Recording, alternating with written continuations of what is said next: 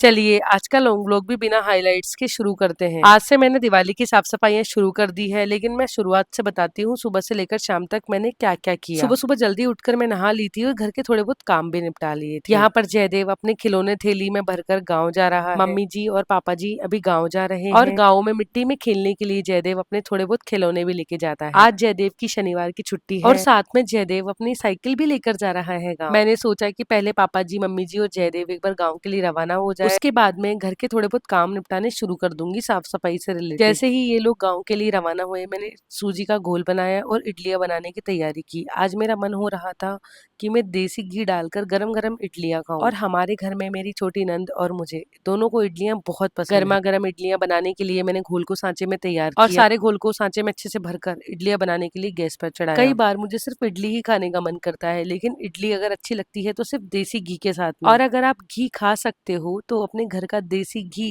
गरम गरम इडलियों पे डालकर एक बार जरूर खा के देखिएगा, आपको बहुत बढ़िया लगेगी। घर की साफ सफाई के नाम को लेकर मुझे तो बड़ा अजीब ही लग रहा था। बस यही सोच रही थी कि कैसे शुरुआत करूंगी, लेकिन सोचा तो हुआ था ही कि घर की साफ सफाई तो करनी ही है। मैंने सुबह सुबह मम्मी जी से कह दिया था कि आज से मैं दिवाली की सफाई शुरू करूंगी। यह सुनकर मम्मी जी बड़ा चौंक गई। उन्होंने कहा, श्राद्धों में कौन साफ सफाई करता है दिवाली की? मैंने कहा, मम्मी जी जब नवरात्र स्टार्ट होंगे, जब अपन वापस से एक बार हाथ फेर लेंगे, लेकिन अभी तो डीप क्लीनिंग कर लेती हूँ। फाइनली मम्मी जी ने कह ही दिया कि हाँ थोड़ा बहुत तो कर ले, फिर बाद में और कर लेंगे। इन दिनों में लगभग रोजाना ही मम्मी जी को गाँव जाना पड़ रहा है, क्योंकि हमारे गाँव में भी मकान बनाने का काम चालू हो गया है। इस वाले सांचे की बनी हुई इडलियां मैंने अलग निकाली और थोड़ी बहुत इडलियां मैंने खाने के लिए प्लेट में सर्व करी और गर्मा गर्म घी डाला। सही में मेरे कहने से एक बार खा के जरूर देखिएगा, इस तरीके से आपको बहुत अच्छी लगी। और फिर हम लोग निकल गए मार्केट के लिए, क्योंकि मुझे थोड़ी बहुत साफ सफाई करने के लिए सामानों की भी जरूरत थी। मैंने यह जाला झाड़ने का डंडा खरीदा, क्योंकि मुझे घर के जाले भी झाड़ने थे। पिछली बार तो मम्मी जी के बताए हुए देसी जुगाड़ से मैंने जाला झाड़ने का डंडा तैयार किया था, झाड़ू को एक डंडे पर लगाकर। सोचा इस बार देसी जुगाड़ ना लगाकर इस तरीके का डंडा ही खरीद लिया जाए, क्योंकि अमन जी को ऑफिस पर भी साफ सफाई करवानी थी और यह डंडा दोनों जगह ही काम आ जाएगा। मैंने शुरुआत करी अपने कमरे से और अलमारी खोलकर पूरी साड़ियां अच्छे से बिखेर कर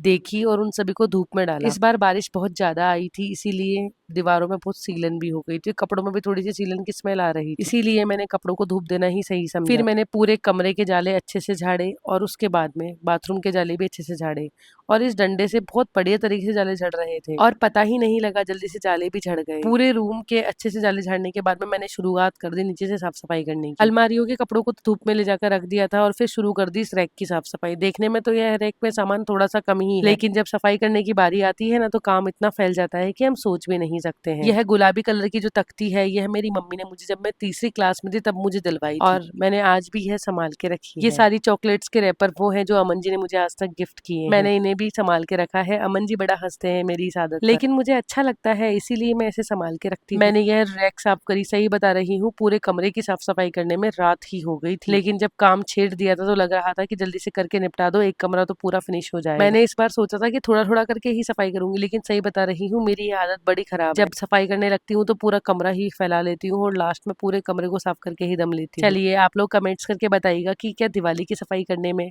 पूरा एक रूम एक साथ साफ करने में ज्यादा सही लगता है या फिर थोड़ी थोड़ी करके साफ सफाई करना ज्यादा बढ़िया लगता है। इस बार तो मैंने यही सोचा था कि थोड़ी थोड़ी करके ही साफ सफाई कर लूंगी। एक दिन ड्रेसिंग की कर लूंगी, एक दिन इस टेबल की कर लूंगी, एक दिन इस खिड़की की साफ सफाई कर लूंगी, एक दिन एक अलमारी की कर लूंगी, फिर एक दिन अगले दिन दूसरी अलमारी की कर लूंगी। ऐसे करके पूरे कमरे को साफ कर लूंगी और जब सफाई करने पे उतरी तो पूरा कमरा अच्छे से फैला लिया और एक एक करके सारे कमरे को अच्छे से साफ कर दिया। वैसे तो मेरे ससुराल में दिवाली की सफाई नवरात्रों से शुरू करते हैं, लेकिन मैं हमेशा श्राद्धों से ही शुरू कर देती हूँ और नवरात्रों में ऊपर से धूम झाड़ देते हैं, बाकी की डीप क्लीनिंग हम नहीं करते हैं। अभी तो यह कुछ भी नहीं है, मेरा घर बहुत बड़ा है और उसकी साफ सफाई करना बहुत मुश्किल काम है। कुछ बर्तन, कुछ क्रॉकरी सेट्स मैंने इस अलमारी में जमा के रख रखे हैं अच्छे से कार्टून्स में, तो मैंने इस अलमारी के भी सब चीजों को अच्छे से साफ किया और जो सामान इन कार्टून्स में पैक है वो एकदम बढ़िया तरीके से व्यवस्थित है। अगर कोई चीज निकालनी हो तो एकदम इजीली निकल जाती है। मैं हमेशा अलमारियों में सामानों को इसी तरीके से जमाती हूँ कि जब भी हमें उनकी जरूरत पड़े तो पूरा नहीं फैलाना पड़े, जैसे ही बॉक्स निकाला उसमें से जरूरत का सामान ऊपर नजर आ जाए। और मेरी आदत है, मैं